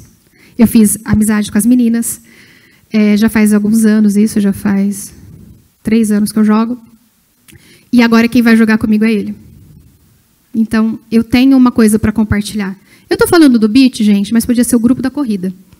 É que eu não cheguei na corrida porque o beach deu certo, mas já estava na lista. Porque eu fui fazer alguma coisa que me desse um senso de comunidade. E que eu pudesse voltar contando uma história também. Que pudesse ser essa coisa que a gente não reclama do marido em casa. Só joga bola, se interessa por nada. Cara, vai você fazer alguma coisa também que seja legal para você. Que tenha senso de comunidade também. Isso muda, porque é sobre quem você é. A construção ela é individual, ela é única. Quando eu comecei a palestra, eu comecei dizendo, é sobre uma construção única. Não é sobre como a gente constrói para o outro. É como a gente constrói para nós mesmos. E, óbvio, peça ajuda quando você precisar, né? Permita-se ser cuidado, fortalecer as relações. Eu também pedi ajuda. Linda, eu quero ter isso que você tem. Eu quero, chegar tão feliz assim quando você chega. Eu quero chegar num sábado de manhã e ter algo para fazer, assim como você às vezes tem. Com a galera do futebol. Eu quero ter a galera. E aí, hoje eu tenho a galera do beach tênis. E é sobre isso. E a gente vai, então, chegando quase no final, e não menos importante, o autoconhecimento. Às vezes a gente acha que se conhecer é a coisa mais importante que a gente tem. Deixa eu te fazer uma pergunta. Qual que é seu signo? Áries. Olha como ele se conhece. E o seu signo? Libra. Você vê como as pessoas se conhecem? Agora, se eu perguntar, o que você estava sentindo ontem? Sabe nada, inocente. Sabe por quê? Porque às vezes a gente acha que se conhecer é saber a cor que eu gosto, é saber qual que é o meu filme predileto, é saber qual é o meu signo, é saber se eu gosto de macarrão ou de japonês. De certa maneira, isso é se conhecer. Mas às vezes a gente não sabe o que a gente sente, o porquê que a gente faz o que a gente faz, o porquê que a gente se comporta como a gente se comporta. Por que a gente é tão irritado de manhã? Porque não dormiu. E aí vem que o autoconhecimento, ele precisa acontecer de uma forma até mesmo prática. E olha só, autoconhecimento é observar a si mesmo com honestidade e curiosidade. Então, a gente precisa começar a se perceber. O que eu estou sentindo? Por que eu estou tão irritado com a Maria hoje, gente? O que a Maria faz eu sentir? A Maria faz eu sentir tanta raiva. Porque, assim, puto não é sentimento, tá? Tô puto hoje. Puto não é sentimento. Puto é puto. Puto eu não sei o que é. Inventaram aí. Então, eu estou com raiva. Eu estou nervoso. O que é nervoso? Não é emoção, gente. Nervoso é um estado físico. O que seu corpo está dizendo para você? O que seu corpo está mostrando para você? Você está taquicárdico? Né? Você está com o coraçãozinho acelerado? Você está com a boca seca? Você está tremendo? Qual que é a tua emoção? O que seu corpo está mostrando para você sobre a tua emoção? Entender como que você pensa. Às vezes, a Maria não deveria ter feito isso comigo. É injusto que a Maria faça isso dessa maneira. Todas as vezes eu tenho que falar para a Maria fazer desse jeito, ela não faz. E às vezes você está reagindo dessa forma. E aí você vai e grita com a Maria, ou responde de uma forma ruim com a Maria, ou reage de uma forma, sei lá, que não é legal com a Maria, ou você isola a Maria, ou não fala com a Maria. Como você reage? Reconhecer como você reage. Isso é você aprender um pouquinho mais sobre autoconhecimento. E autoconhecimento, gente, é um exercício contínuo. Eu entendo o que me acontece, eu ensino muito isso no consultório, a gente faz geralmente uma tabela chamada ABC. É óbvio que essa tabela ela é maior, tem mais detalhes, mas basicamente ensinando aqui para vocês, eu faço o acontecimento e o Czinho é o que são as consequências. Consequências baseadas em emoção, comportamento e reação fisiológica. Então, por quê? Porque é mais fácil de eu ver. Eu viajei esse final de semana e, por coincidência, eu estava pensando muito na palestra e aonde eu passava tinha um IP amarelo. Vocês perceberam que é a época do IP amarelo, né? E eu amo IP porque eu dou muito esse exemplo no consultório sobre o IP. O IP é uma árvore que, primeiro, ela só vai fazer a flora dela nos finais de inverno. Não sei se vocês já observaram isso. IP, dificilmente ela flore na primavera em si. Ela vai florindo final de inverno e início de primavera. Depois ela para. E o IP é uma árvore que, aonde você vê, se ela estiver florida, você reconhece. Ah, isso é um IP. Mas quando ela estiver, sei lá, pelada ou só com as folhas verdes, você não sabe o que é. É uma árvore. Não sei. Parece um IP. Então, imaginem um IP florido. Eu consigo identificar melhor quando ele é florido, porque eu sei visivelmente. Então, o ser é a minha consequência. É fácil de eu ver. Então, é fácil de eu reconhecer as minhas emoções, é fácil de eu reconhecer as minhas reações, o meu comportamento, o que o meu corpo está sentindo, porque é fácil de identificar. Está florido, está ali, está na hora, eu consigo ver. Só que sabe o que eu não consigo ver do IP? A raiz. Sabe por que eu não consigo ver? Porque eu não sei se vocês conhecem um pouquinho, e eu estudei. O IP ele tem uma raiz profunda. Por isso que o IP, ele ultrapassa as calçadas. Quem planta bem o IP, ele coloca uma malha, não sei se vocês sabem, mas é uma malha que não permite, que aí ele vai para as raízes profundas e não ultrapassa as calçadas. Porque senão ele danifica tudo, porque a raiz ela é muito forte. Então, o IP ele tem uma raiz muito profunda, muito forte. Assim como as nossas crenças, assim como aquilo que a gente pensa, e aí a gente vai para o B. O que eu penso a respeito disso? E pensamento é o óculos que eu uso para o mundo. Você usa óculos, né? Se eu te der um outro grau diferente daquilo que você usa, você não vai enxergar nada. Tudo deformado. Mas se eu usar o seu óculos, que é para você, feito para você, para mim, vai ser diferente também. O óculos ele é único. Assim como a minha crença, ela é única, ela é para mim. Ela tem a ver com a forma como eu fui criada, com o que os meus pais me passaram, com a minha personalidade, com as mochilas que eu carrego nas costas, com as coisas que me aconteceram. Então, ela é os meus pensamentos. É tudo que eu vejo, as coisas como eu entendo. Então, as coisas que me acontecem, elas passam pelo filtro dos meus óculos da vida. E aí, elas têm uma consequência. E aí que eu reajo às coisas. Em terapia, a gente trabalha a profundeza das coisas. A gente não trabalha o IP florido. A gente trabalha a raiz. E é aqui que entra um pouquinho a questão da gente se conhecer um pouquinho mais. Então, o exercício é esse. Ele é contínuo. É sem julgamento. É com interesse. Por que eu estou fazendo isso? Por que isso está passando na minha cabeça? Por que eu estou pensando dessa maneira? Até acho interessante eu não deixar de falar isso. A gente não controla a nossa cabeça, tá? Não tem como. Sabe aquela coisa de, eu preciso parar de pensar nisso? Eu não quero pensar mais nisso. Gente, vocês não podem falar isso pro cérebro, tá? Porque ele não obedece vocês. Quanto mais vocês falam, eu não quero pensar nisso, o que o cérebro faz? Eu vou mandar pensamento mesmo, estou nem aí. Ele manda mesmo, gente. Porque o cérebro ele não entende isso. É por uma questão até de sobrevivência. Quem aqui já foi para fora do país sabe que a coisa mais importante quando a gente viaja é o passaporte. Você não pode esquecer o passaporte. Primeiro, você não embarca. Segundo, você não sai do país se você estiver perdido. E aí, o que acontece? Você fica com o passaporte. Botei o passaporte na mala? Botei. Dá 5 segundos, o passaporte na mala. Botei, né? Aí o seu cérebro fala, e o passaporte? Aí você fala, tá na mala. Tá na mala. E o passaporte? Eu já botei na mala. Passaporte? O tempo todo, porque em algum momento a gente entendeu que aquilo era importante. O cérebro entende que alguma coisa que te preocupa é importante, ele vai ficar mandando informação para você. Então a gente não controla o que passa na nossa cabeça. Se eu falar para vocês, não pensem, e não pensem mesmo, num urso polar com uma manchinha verde nas costas, os filhotinhos correndo atrás, está todo mundo pensando. A gente não controla o que passa na nossa cabeça. Então imagina vocês tentarem controlar pensamento. A gente não controla o que passa, eu controlo o que eu faço com o pensamento. E isso é responsabilidade de vocês. E como que eu posso praticar o autoconhecimento aqui na vida real? Pause e respire antes de reagir às emoções intensas. Vocês acham que fui eu que inventei isso aqui? Que isso é balela? Respira, isso ajuda. Não, gente. Quando vocês respiram, e aí com uma respiração mais profunda, vocês abrem os auréolos, os auréolos do pulmão, os auréolos do pulmão, e aí vocês levam um pouquinho mais de oxigênio para o cérebro, isso faz um relaxamento maior. Se vocês ficarem fazendo isso o tempo todo, vocês vão desmaiar, porque a gente não precisa de tanto oxigênio no cérebro.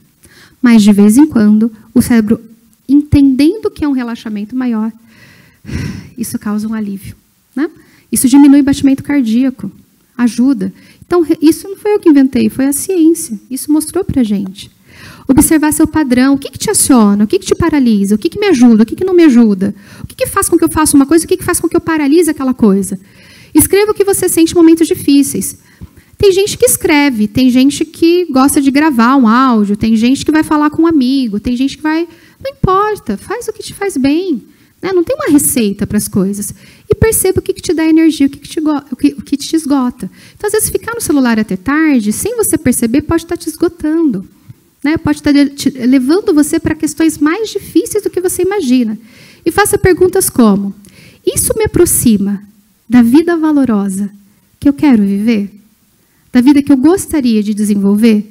Da vida que eu quero imaginar lá no futuro? Será que essa é a vida que eu quero para mim mesmo? Então, se não for, quais são os comportamentos que eu posso desenvolver para chegar lá? E aí sim, a gente pensa em buscar ajuda de profissionais. A responsabilidade, gente, dessas pessoas são para contribuir, não para mudar as nossas vidas. E aí a gente pensa que o sono, a alimentação, o exercício físico, a vida social e o autoconhecimento são os 5 pilares da saúde mental. São esses pilares que vão ajudando a gente a construir, ajudando a gente a trazer uma vida de mais valor, uma vida mais interessante. Às vezes, a gente atribui isso, a responsabilidade para a empresa que a gente trabalha, para o profissional que a gente está indo, ou para o médico que a gente foi, menos para a gente mesmo.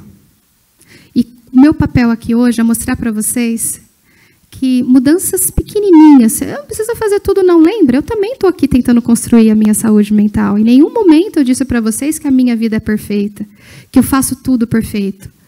Ontem eu estava num dia muito preocupado com outras coisas e eu estava pensando, nossa, será que eu vou ter uma boa noite de sono? Porque quando a gente está muito preocupado, às vezes o sono afeta. E graças a Deus foi uma boa noite de sono. Mas a minha alimentação não foi boa ontem à noite. Por quê? Porque a gente não conseguiu fazer compras, então só tinha pão, presunto, queijo. Então, eu comi um lanchinho no iFood. É o que tinha. Mas eu consegui fazer o exercício. Então, eu consegui ter o meu sono, exercício físico, e eu tenho uma vida social com bastante pessoas, ou pelo menos com alguém que eu posso contar. Minha avó dizia muito isso. Na vida adulta, se a gente tiver 5 amigos que caibam nessa mão, a gente tem uma vida de lucro. Se você tiver um amigo, sua vida já está no lucro. E o autoconhecimento, ele vai levando a gente cada vez mais próximo da vida que a gente quer levar, da vida que a gente quer ter. É isso que faz a diferença no dia a dia. E quando a gente está falando também de Setembro Amarelo, eu não posso deixar de falar do CVV, que é o Centro de Valorização da Vida. Esse é um número extremamente importante, que é o 188. Não sei se vocês conhecem, se vocês têm acesso, mas no Centro de Valorização da Vida, a gente tem o chat, a gente tem tanto por telefone, 188 quanto 141, a gente tem Skype, a gente tem e-mail, tem endereço. Vocês podem ligar o tempo todo ou passar para uma pessoa que está precisando. Às vezes ela só precisa conversar com alguém. E o Centro de Valorização da Vida é muito importante, porque consegue trazer ali um acalento, um aconchego, um abraço para quem está precisando de um carinho. Obrigada. Esse é o meu Instagram para quem quiser me seguir.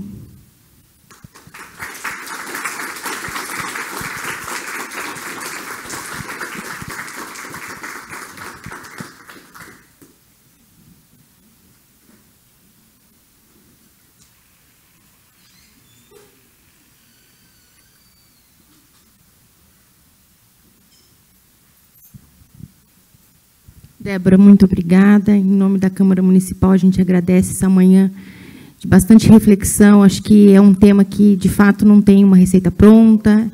É a oportunidade da gente pensar a respeito. Muito obrigada pela sua palestra. E agora a gente vai abrir para perguntas. Não está sendo gravado, então vocês fiquem à vontade para fazer perguntas. Quem não tiver à vontade para usar o microfone, nós temos papel e caneta lá no...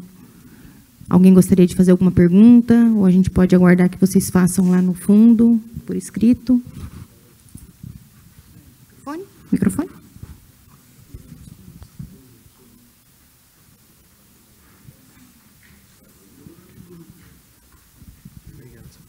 Oi, Débora.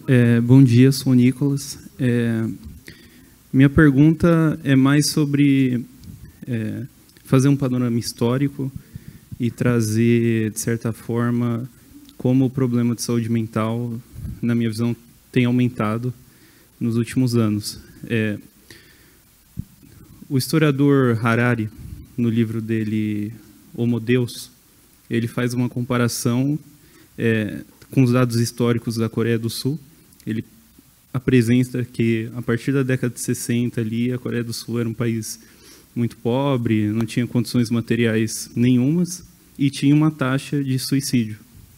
E se você pegar os dados atuais da Coreia do Sul, que teve toda essa revolução tecnológica e condições materiais melhores, as pessoas já não passam fome naquele contexto, a taxa de suicídio mais que dobrou naquela sociedade. E também, se você pegar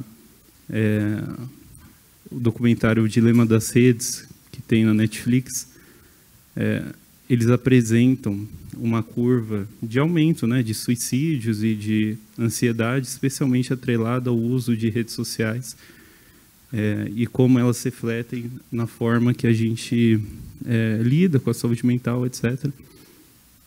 E também trazendo um pouco para o cotidiano, a gente teve recentemente aqui na Câmara de Campinas uma questão muito delicada que está atrelada à saúde mental. Meu irmão, na faculdade, durante a graduação esse ano, ele teve um colega que se suicidou. E, graças a Deus, assim, no período que eu estava na faculdade, eu nunca presenciei, eu não tive alguém próximo que cometeu suicídio, mas eu tive contato com pessoas que se automutilaram ou já chegaram nesse contexto de saúde mental delicada. E, pessoalmente, analisando os casos, isso pode ser uma evidência anedótica, claro, eu não fiz nenhum estudo científico a respeito, mas eu percebi que, quando eu estava saindo da faculdade,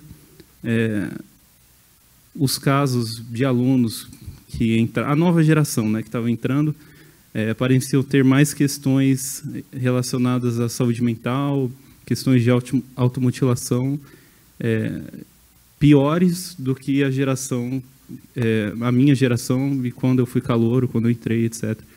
Então, eu queria eu queria que você falasse um pouco a respeito de como o contexto e nossa vida social atualmente, ela tem, de certa forma, contribuído para que haja o aumento de casos de saúde mental, de suicídio, de ansiedade relacionados à saúde mental.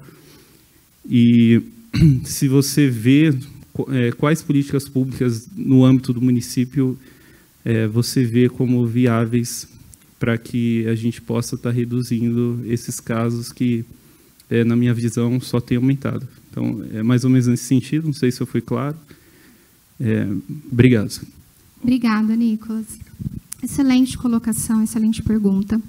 Primeiro ponto, a gente precisa lembrar que o suicídio é a quarta maior causa de morte em jovens, entre 15 a 29 anos. Aí a gente vai levantar alguns contextos. Primeiro, quando a gente está falando ali na parte da adolescência, a gente está falando de uma formação do lobo frontal. Cérebro, lobo frontal, essa parte aqui, tá, gente?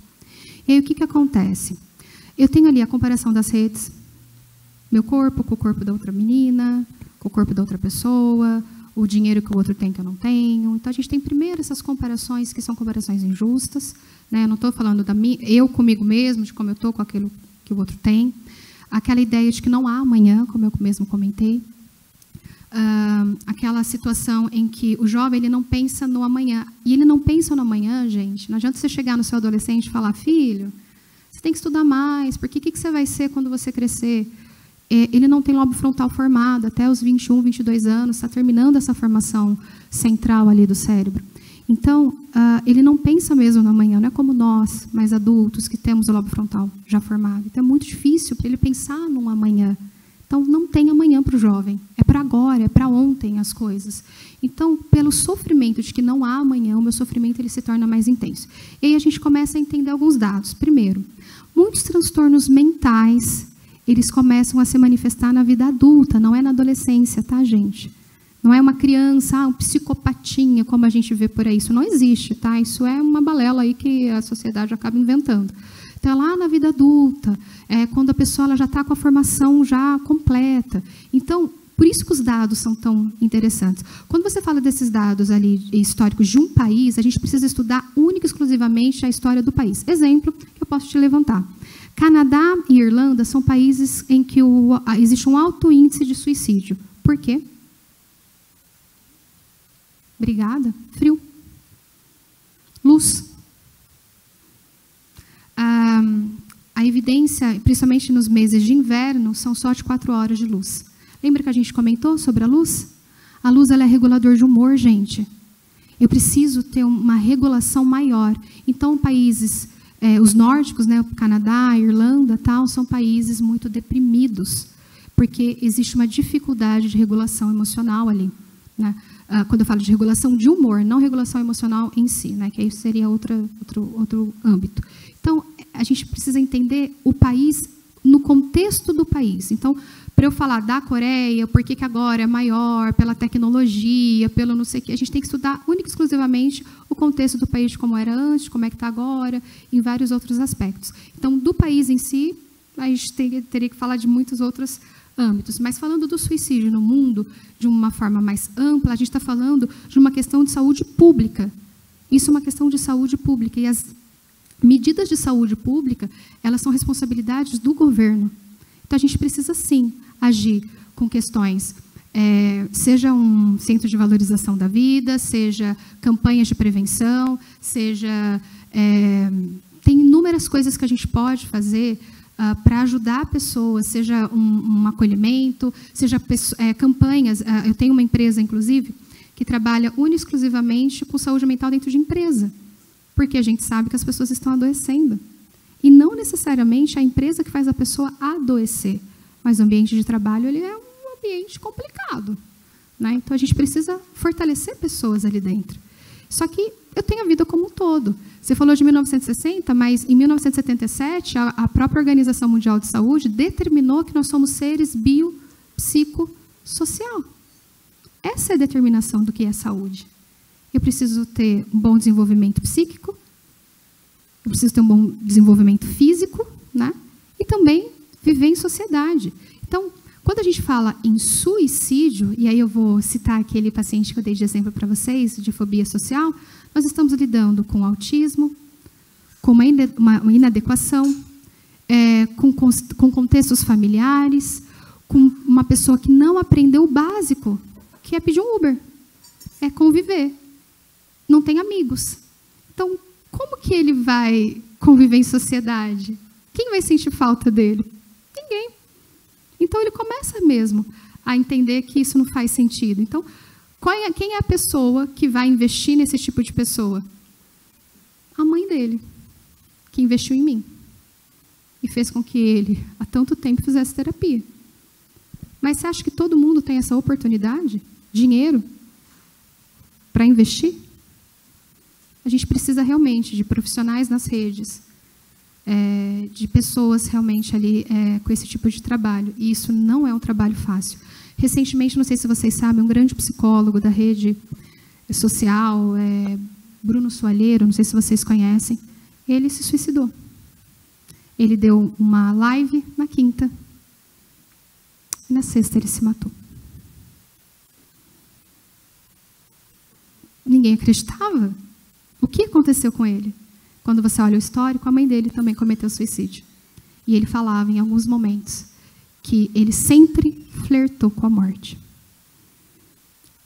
Não dá para a gente pensar só num caso geral. Todo caso ele é isolado, a gente precisa pensar, às vezes, em vários âmbitos. Eu não sei se eu consegui responder a sua pergunta. Ela foi muito ampla, mas tem muitas nuances que dá para a gente pensar. Daria para fazer até uma outra palestra. Márcio Ramos. Oi, Márcio. Fazer assim, primeiro que a sua palestra foi muito boa. Ah, obrigada. Me ajudou muito. Esse é o objetivo. A me colocar em mais dúvidas. Ai, meu Deus. Porque desejo, realidade. Eu desejo. Eu quero. A minha realidade é que em momentos fico aprisionado, não dou o passo. Há algo que bloqueia. É necessário desbloquear esse processo. Mas aí fiquei aqui lembrando que eu, quando adolescente, eu realmente não pensava no futuro, porque eu tinha que viver aquele dia. Eu tinha que correr atrás do carrinho do supermercado, arrumar dinheiro para ter o que comer. Aqui também foi assim. Né? Aí eu fico pensando que eu não tinha casa, cada período eu morava no lugar. Mas eu tinha uma família ao mesmo tempo de 7 pessoas, mais o pai e a mãe 9. E aí o que eu sou hoje, eu olho, foi todo um processo coletivo, processo construído no seio da minha família. Que apesar das ausências materiais, me dava um afeto e me dava uma perspectiva, né, para olhar para a vida e ver que a vida era mais do que a satisfação material que eu pudesse ter. E que os meios que eu tivesse em mãos, elas não eram o resultado, não era o objetivo. Né? Então, o meio material era apenas o quê? Um meio, não é o resultado final. E hoje eu percebo que, e também para poder conseguir construir isso, foi um processo muito coletivo. Eu sou fruto de uma coletividade. É como você disse, fico adulto, eu não faço o que eu quero. Né? Existe toda uma pressão coletiva, um processo coletivo que me faz também a ser. Né? E aí hoje eu vejo que há todo um pensamento que transforma a responsabilidade coletiva numa responsabilidade do eu. Basta eu querer. Tudo depende de mim. Né? Meu mérito. E se eu não conseguir, a culpa ainda continua sendo minha. A responsabilidade é toda minha. Então, nós estamos num processo que o nível de cobrança sobre o indivíduo está de tal tamanho que a impressão que dá é que o processo coletivo não existe.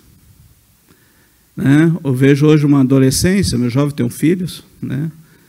E o filho, por exemplo, hoje, ele não vê mais o processo do trabalho da mesma forma, na mesma percepção que eu tinha. Né? Os valores são outros. Né? Ele quer outro tipo de sociedade, outro tipo de organização, mas, ao mesmo tempo, ele olha e não vê perspectiva. Né? O nível de disputa, de concorrência, né? Ela é tão grande que o espírito da solidariedade parece que ela se esvaziou. Né? Então, a presença das pessoas no primeiro coletivo que existe, ela hoje não tem. É o tempo de ir para a academia, é o tempo de fazer os seus afazeres, é o filho que vai para a escola, é a babá que cuida daquele menino. Se tiver dinheiro, né? Né? Se tiver dinheiro. Se tiver dinheiro, senão tem que cuidar, ué. Fica jogado ao relento.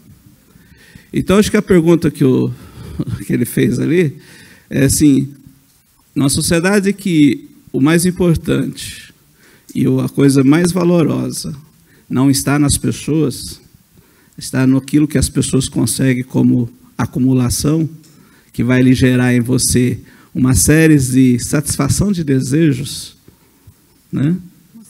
Ela é, ou seja, então, não é só uma questão do indivíduo.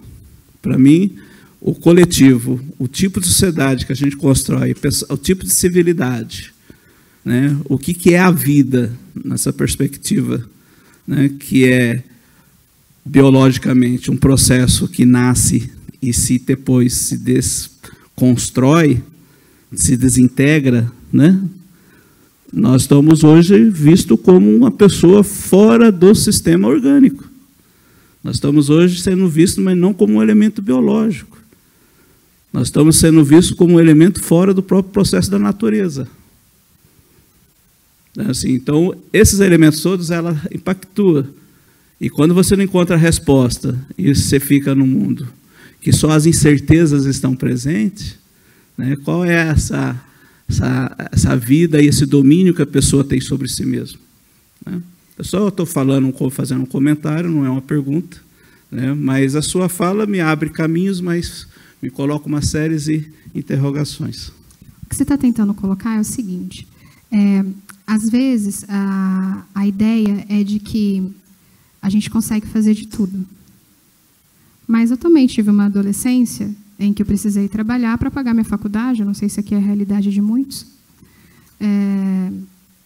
e não tinha essa coisa de fazer exercício, e a alimentação era aquilo que a gente podia. Mas aqui eu não estou falando com adolescente, estou falando com um monte de adulto. Por isso que essa palestra é para os adultos.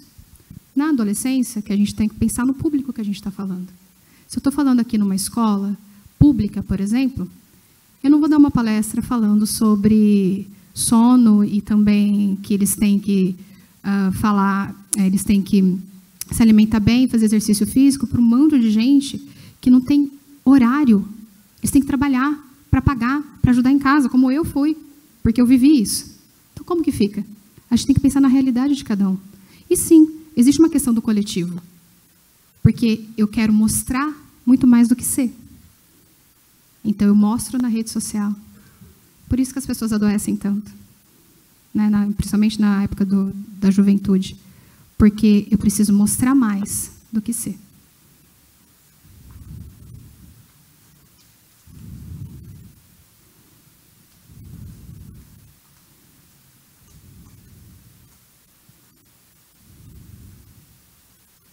Olha essa pergunta.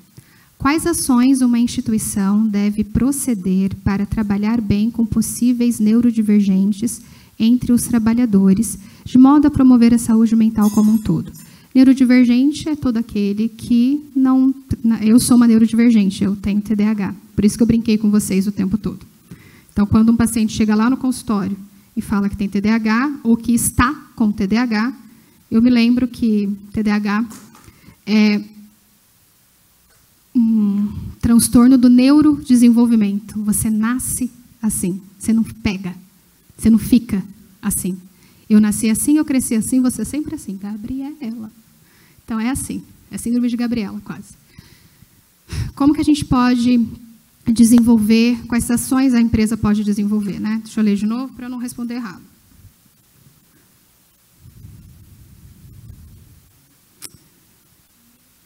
Olha, a gente precisa pensar.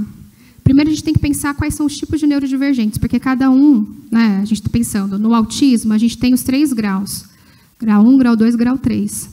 Então, tem os possíveis grau 1, grau 2, que são os que são mais empregáveis, né? Eles têm uma comunicação diferente. Eu acho que quanto mais a empresa puder comunicar o funcionamento individual dessas pessoas, é melhor. Exemplo, o TDAH, às vezes, ele se distrai com qualquer coisa, e não é porque ele é distraído, porque ele é desatento. Pelo contrário, o que as pessoas não sabem é que o TDAH ele é atento a múltiplas coisas. Enquanto eu estou falando com vocês, eu já fiz uma lista de compras na cabeça.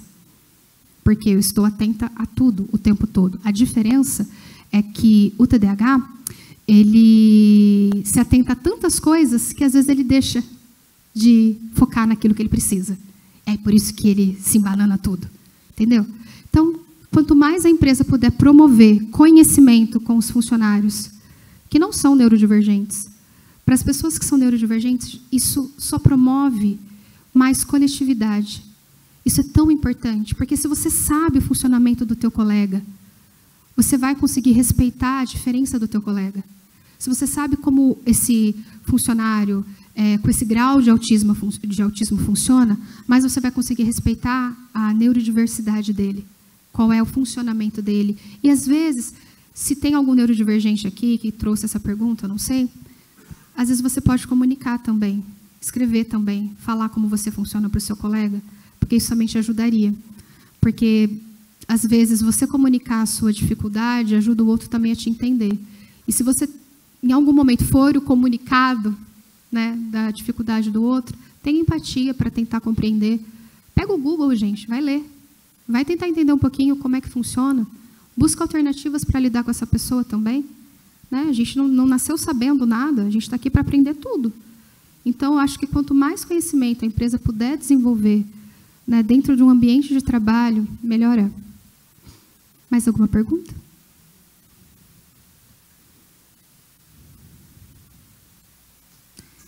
A gente pode encerrar? Quer falar alguma coisa, né?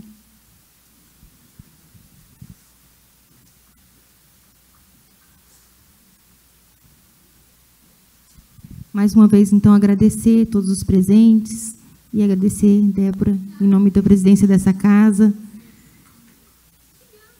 Muito obrigada pela manhã de bastante conhecimento, aí, de troca de experiências e nos proporcionar essa manhã tão prazerosa. Muito obrigada.